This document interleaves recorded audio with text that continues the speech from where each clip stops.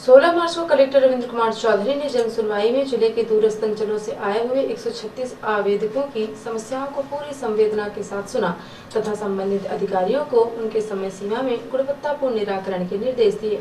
श्री चौधरी ने सभी अधिकारियों को निर्देशित किया है कि सभी अधिकारी जन सुनवाई में प्राप्त समस्याओं का आवेदन में अंकित समय सीमा के अंदर ही गुणवत्तापूर्ण निराकरण करना सुनिश्चित करें। इसके साथ ही इस मंगलवार से प्रत्येक खंड स्तर पर जन सुनवाई कार्यक्रम की शुरुआत की गई है। आज आयोजित जन सुनवाई में खंड स्तर पर 27 आवेदन प्राप्त हुए हैं। उपखंड रामपुर नैकिंग में 19, मझौली में 5 तथा कुसमी में 3 आवेदन प्राप्त हुए हैं। कलेक्टर श्री चौधरी ने खंड स्तर पर आयोजित होने वाली जन सुनवाई का व्यापक प्रचार प्रसार करने के निर्देश दिए हैं। इससे लोगों की समस्याओं का स्थानीय स्तर पर ही निराकरण संभव हो सकेगा और उन्हें जिला स्तर तक आने की आवश्यकता नहीं है। उन्होंने समस्त जिलाधिकारियों को निर्देश दिया है कि पात्र हितग्राहियों को सहज एवं सुगम रूप से शासन की जन कल्याणकारी योजनाओं से लाभान्वित करें, गरीब, वंचित एवं असहाय लोगों की आगे आकर मदद करें तथा उनकी समस्याओं को प्राथमिकता के आधार पर निराकृत किया जाना सुनिश्चित करें।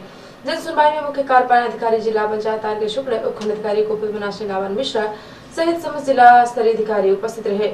आज जन सुनवाई में समस्त एसडीएम, तहसीलदार एवं सीईओ जनपद पंचायत ऐप के माध्यम से जिला स्तरीय जन सुनवाई से जुड़े रहे। जन सुनवाई के बाद एनटीवी इंडिया न्यूज ने जिले के कलेक्टर से जानना चाहा कि जिस तरह से अब कोरोना एक बार फिर से बढ़ रहा है, उसके बाद क्या आने वाले समय में अब जन सुनवाई जारी रहेगी या नहीं। इस पर उन्होंने कहा कि हम स्थिति पर नजर रखे हुए हैं और लोगों से अपील कर रहे हैं कि लोग मास्क लगाएं, सैनिटाइज करके और 2 गज की दूरी का पालन करें। आगे उन्होंने कहा कि स्थिति को देखते हुए कदम उठाए जाएंगे। कोविड का संक्रमण बढ़ रहा है, ऐसे में क्या लगता है कि अब आगे जन सुनवाई जारी रह पाएगी? अभी फ़िलहाल तो है, अभी बॉर्डर लाइन है ऐसे कहेंगे, क्योंकि लगातार 3, 4, 5 या 8 भी आ रहे हैं, ज़्यादा भी आ रहे हैं। तो अभी एहतियात जो है फिर से हम सबको इस चीज़ को कि जो मास्क है, सोशल डिस्टेंसिंग है, इन चीज़ों को लेकर के आगे बढ़ना पड़ेगा। और सैनिटाइज, हाँ, ये शहर में भी हम लोग करेंगे। और जो जुर्माने के लिए सारे तहसीलों में भी उन सबको भी बोला है जो मास्क नहीं लगाएं तो वो उस चीज़ को करें जिससे गवर्नमेंट। 16 मार्च को सीधी जिले से 15 किलोमीटर दूर स्थित गांधी ग्राम से 2 दर्जन से भी ज्यादा आए ग्रामीणों ने जिला कलेक्टर में एनटीवी इंडिया न्यूज को अपनी फरियाद सुनाई और बताया कि उन्हें विगत 3 महीने से उनकी उचित मूल्य की दुकान से खाद्यान्न नहीं मिल रहा है, जिससे उनका खाना पानी सब बंद हो गया है। आगे ग्रामीणों ने बताया कि कोटेदार से जब हम लोग गल्ला मांगते हैं तो वह कहते हैं कि अभी वहाँ से खाद्यान्न नहीं आया है। महीना के गल्ला मतलब नहीं मिला, यह घला वैसन नहीं कहीं लगा। क्या कहते हैं कोटेदार आप लोग जब जाते हैं तो? गल्ला 4-4 महीना के बाद नहीं मिला श्रीमान जी, तो हमारे पचन के आधार कुछ नहीं आया, तो शासन दे तो ये हम पचे चाहिए थे कि मिले चाहिए। और यह विनती है, यह विनती लेके आन है। और क्या क्या नहीं मिलता आपको कोटे से? तो देखिए आपको नमक भी मिलता है, चने की दाल भी मिलती है, तो और कुछ मिला है क्या? कुछ नहीं मिलता है सर, कुछ नहीं मिला सर। 4 महीना हो गया, 4 महीना हो गया गल्ला नहीं मिलाया है, कुछ भी नहीं मिला। क्या कहते हैं कोटेदार, क्या कहते हैं कि है नहीं है तो हम कैसे दें? है कैसे देगा, नहीं है। और अंगूठा वगैरह लगाया आप लोगों ने? लगाए हैं, उसके बाद भी अनाज नहीं मिल रहा? नहीं जी नहीं। कहा था कि गल्ला नहीं है, बात कोटेदार का दे हजूर। क्या चाहते हैं आप लोग? हजूर गल्ला चाहते हैं, कुछ नहीं चाहते हैं। पेटे के लिए हम लोग भोंक रहे हैं, हमको गल्ला मिलना चाहिए और क्या। जब शासन दे रहा हाँ, गल्ला मिलता है, जो शासन दे रहा है तो मिलना चाहिए जी। ग्रामीणों की बात सुनने के बाद एनटीवी इंडिया न्यूज को मौके पर ही मौजूद संबंधित उचित मूल्य दुकान की कोटेदार ने बताया कि उसने विगत 4 माह पूर्व तक खाद्यान्न इन गरीबों को रजिस्टर में एंट्री करके वितरित कर दिया है, लेकिन मशीन की खराबी की वजह से 3 महीने का खाद्यान्न नहीं दे पाया है क्योंकि खाद्यान्न नहीं आया है, जबकि ग्रामीण खाद्यान्न की मांग कर रहे हैं।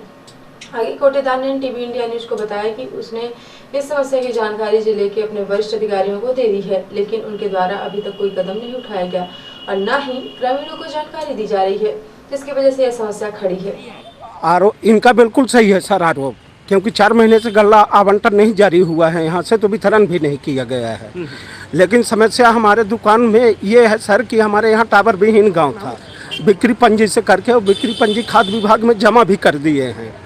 और फिर जनवरी से जियो का टावर हमारे यहाँ बिछनी टोला में चालू हुआ, तब से ऑनलाइन वितरण चालू है, लेकिन सीबी हमारे मशीन में आज भी दिख रहा है, सीबी हटी नहीं, इसलिए आवंटन न।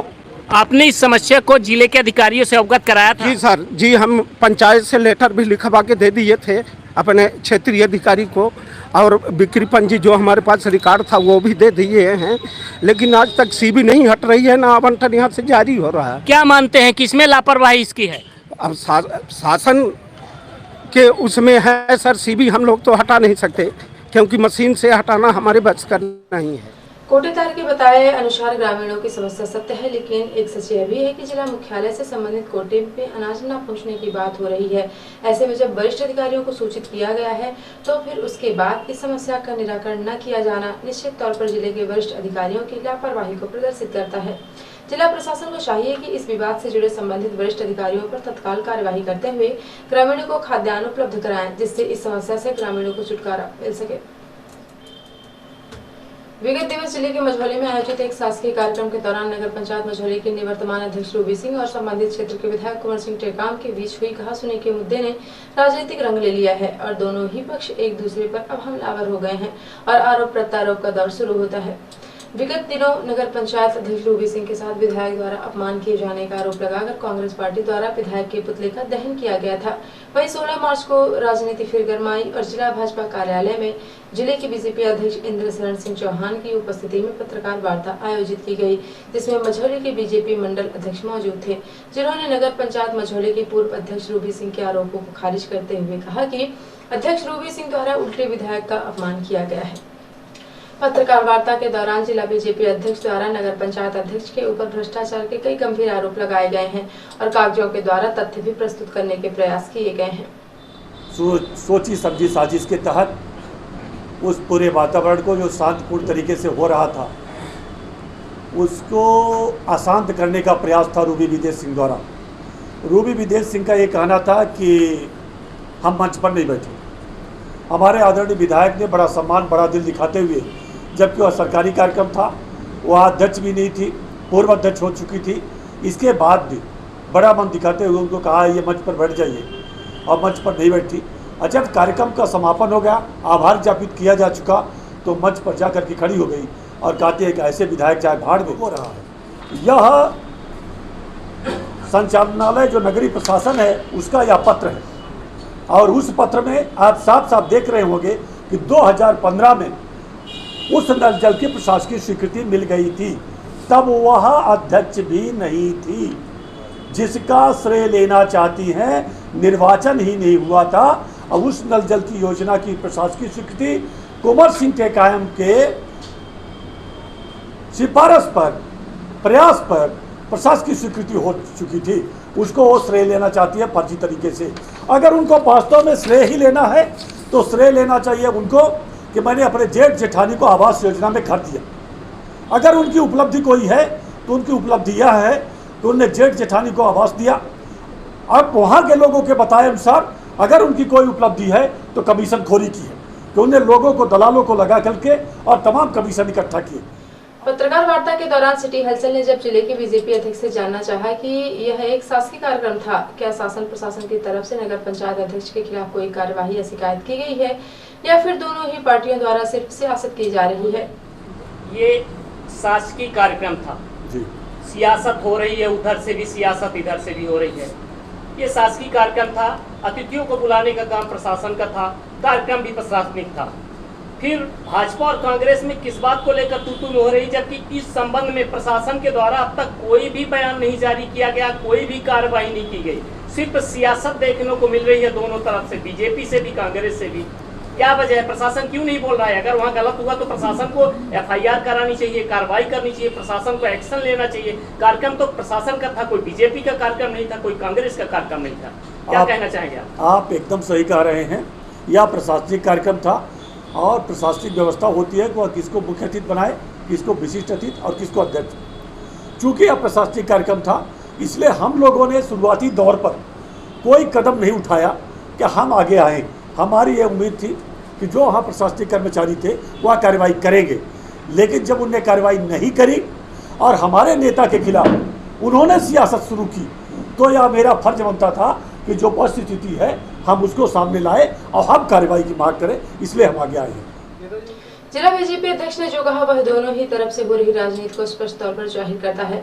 हालांकि इस मुद्दे में अब दोनों ही पक्ष एक दूसरे की कमियों को उजागर करने पर तुले हुए हैं, जबकि प्रशासन द्वारा आयोजित इस कार्यक्रम में हुए विवाद के बाद अब तक प्रशासन ने किसी भी पक्ष की कोई भी शिकायत नहीं की है। अब देखना यह है कि आने वाले समय में दोनों ही दलों के बीच हो रही सियासत में प्रशासन किस तरफ करवट लेता है। सीधी जिले के कमरजी थाना अंतर्गत ग्राम सलैया के आदिवासी परिवार अपने परिवार के एक सदस्य की हत्या का खुलासा न हो पाने और हत्या के आरोपी की गिरफ्तारी न होने से दर दर भटक रहा है। बताया गया है कि विगत 10 माह पूर्व कमरजी थाना अंतर्गत ग्राम सलैया में छोटी कोल नामक एक युवती के पिता की गांव के ही कुछ लोगों के ऊपर उसके पिता की हत्या का आरोप लगाया जा रहा है।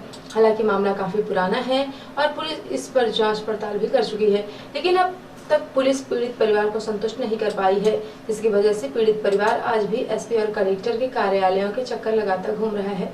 इसी दौरान पीड़ित परिवार ने आज फिर से एक बार NTV इंडिया न्यूज को अपनी समस्या बताई और जिले के अधिकारियों से इस हत्या का खुलासा करके दोषी आरोपियों को सलाखों के पीछे पहुँचाने की मांग की। आपके पिता के साथ जी, मेरा नाम है छोटी कौर, मैं सलैया से आई हूँ। क्या घटना हो गई थी आपके पिताजी के साथ? मर्डर हो गया था।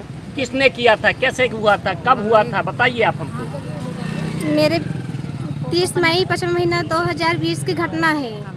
मेरे मम्मी को काम करने के लिए बुलाए थे अशोक तिवारी। फिर मेरी मम्मी उसके घर पे काम कर रहे थे अशोक तिवारी के। और फिर मेरे मम्मी को 12 बजे छुट्टी कर दिए थे। और फिर मेरे मम्मी दूसरे रास्ता से गए थे, आई थी घर पे, और मेरे पापा गए थे मम्मी को उसके घर लेने। छुट्टी हो गया तो चलो घर। तो अशोक तिवारी और प्रभात तिवारी, आकाश तिवारी, प्रकाश तिवारी, भीमा सकेत, श्यामलाल सकेत और एक व्यक्ति है, ये सब मिलकर मेरे पिताजी का मर्डर किया है, हत्या। ये तो आपका आरोप है, पुलिस क्या कहती है? आप पुलिस के पास गए तो पुलिस कुछ कहती नहीं है, बोलता है कि हम जांच करते हैं तो जांच नहीं करते हैं। काम हमारा नहीं हो रहा है, या कहीं कि तुम्हारा काम हो रहा है। जब हमारा कोनो सुनाई नहीं है, मुलजिम नहीं पकड़ा जाता, हम गली गली भटकते हैं। हमारे 10 महीना हो गया है सर। कमिश्नर के पास आवेदन दिए। कहाँ आवेदन दिए हैं सर? कलेक्टर के पास दिए, कमिश्नर के पास आवेदन दिए, हरजा थाना दिए और SP ऑफिस दिए, लेकिन कोई सुनवाई नहीं हो रहा है। हम लोग दौड़ रहे हैं 10 महीने से। विगत 10 महीने से न्याय की उम्मीद लेकर आदिवासी परिवार भटक रहा है। अब देखना यह है कि पुलिस विभाग इस पीड़ित आदिवासी परिवार की समस्या का निराकरण कैसे करता है और यदि हत्या की बात सच है तो हत्यारों को सलाखों के पीछे कैसे पहुंचाता है। 16 मार्च को आगामी समय में होली एवं रामनवमी का त्योहार शांतिपूर्ण माहौल में मनाने के लिए कलेक्टर रविंद्र कुमार चौधरी एवं पुलिस अधीक्षक पंकज कुमावत की उपस्थिति में जिला स्तरीय शांति समिति की बैठक का आयोजन किया गया। बैठक में आगामी समय में आने वाले त्योहारों को परंपरागत तरीके से हर्षोल्लास के साथ कोविड संक्रमण के बचाव के साथ मनाने पर विस्तृत चर्चा की गई। होलिका दहन के समय विशेष सावधानी रखने के लिए कहा गया है, जिससे आग लगने की दुर्घटनाएं नहीं हो तथा आवागमन प्रभावित नहीं हो। होली के त्योहार में खतरनाक केमिकल रंगों, मूवी ऑयल आदि का प्रयोग नहीं किया जाए, सुरक्षित रंगों के साथ ही होली खेली जाए। कलेक्टर श्री चौधरी ने कहा कि विगत कुछ दिनों में देश तथा प्रदेश में कोविड-19 के संक्रमण के मामले बढ़ रहे हैं। ऐसे में त्योहारों को मनाते समय विशेष सावधानी रखने की आवश्यकता है। उन्होंने कहा है कि जिले के विभिन्न सेंटरों में कोरोना का टीकाकरण किया जा रहा है। कोरोना से बचाव का सबसे सुरक्षित एवं कारगर तरीका टीकाकरण है, इसलिए 60 वर्ष से अधिक उम्र के सभी बुजुर्ग का 45 से 60 वर्ष तक के गंभीर पीड़ित व्यक्तियों का टीकाकरण अनिवार्य रूप से कराएं। बैठक में पुलिस अधीक्षक श्री कुमावत ने कहा कि त्योहार के दौरान शांति एवं व्यवस्था बनाए रखने के लिए पुलिस बलों द्वारा सतत रूप से निगरानी रखी जाएगी। उन्होंने कहा कि शांति व्यवस्था को बिगाड़ने वाले अराजक तत्वों के विरुद्ध कड़ी दंडात्मक कार्यवाही की जाएगी। पुलिस अधीक्षक ने त्योहारों को एक शांतिपूर्ण एवं सद्भाव के वातावरण में मनाने की अपील की है। सीधी जिला एक शांतिप्रिय जिला है और वह अपनी इस परंपरा और विशिष्टता को बनाए रखेगा। बैठक में अपर कलेक्टर हर्षवर्धन चौधरी सहित संबंधित विभागीय अधिकारी उपस्थित रहे। और अब पेश है प्रादेशिक हलचल। इंदौर भोपाल में कल से नाइट कर्फ्यू कैबिनेट की बैठक में सीएम ने लिया निर्णय, 48 घंटे के अंदर दूसरा आदेश, 8 शहरों में सख्ती। मध्य प्रदेश में 1 मई से होंगे ट्रांसफर। कैबिनेट बैठक में तबादले नीति को मंजूरी, जिले में प्रभारी मंत्री करेंगे ट्रांसफर। विधानसभा अनिश्चितकाल के लिए स्थगित, वर्ष 2021-22 का बजट पारित। अवैध रेत उत्खनन को लेकर विपक्ष ने सरकार को घेरा। और सतना में 2 वाहनों से 87 लाख रुपए का 431 किलो गांजा जब्त, 4 गिरफ्तार आलू की बोरी के नीचे छिपाकर ले जा रहे थे। और अब से राष्ट्रीय हिलचल। पीएम मोदी के प्रमुख सलाहकार का इस्तीफा। 18 महीने पहले पीएमओ के पावरफुल अधिकारी बने थे पीके सिन्हा। ममता का बड़ा आरोप, चुनाव आयोग ने मेरे सिक्योरिटी डायरेक्टर को हटाया, क्या भाजपा मुझे मारने की साजिश रच रही है। रक्षा मंत्री का बंगाल दौरा, राजनाथ बोले 10 साल में दीदी ने बंगाल को बर्बाद कर दिया। और नागपुर में लॉकडाउन, 1 साल बाद देश का पहला शहर जहां फिर लॉकडाउन लगा, पहले से ज्यादा सख्ती। तो ये थी आज की प्रमुख हलचल। यदि आप न्यूज फेसबुक पर देखते हैं तो पेज को लाइक और फॉलो करें। यदि आप न्यूज यूट्यूब पर देखते हैं तो चैनल को लाइक शेयर और सब्सक्राइब करना बिल्कुल ना भूलें। आप किसी भी न्यूज को तत्काल पढ़ने के लिए लॉगिन करें www.ntvindianews.com। सीधे बब्बंदी के प्रत्येक न्यूज का अपडेट अपने फोन पर पाना चाहते हैं तो आप प्ले स्टोर से हमारा app NTV India news download करें और जुड़े रहे अपने आसपास की समस्त गतिविधियों से NTV इंडिया न्यूज के साथ। नमस्कार।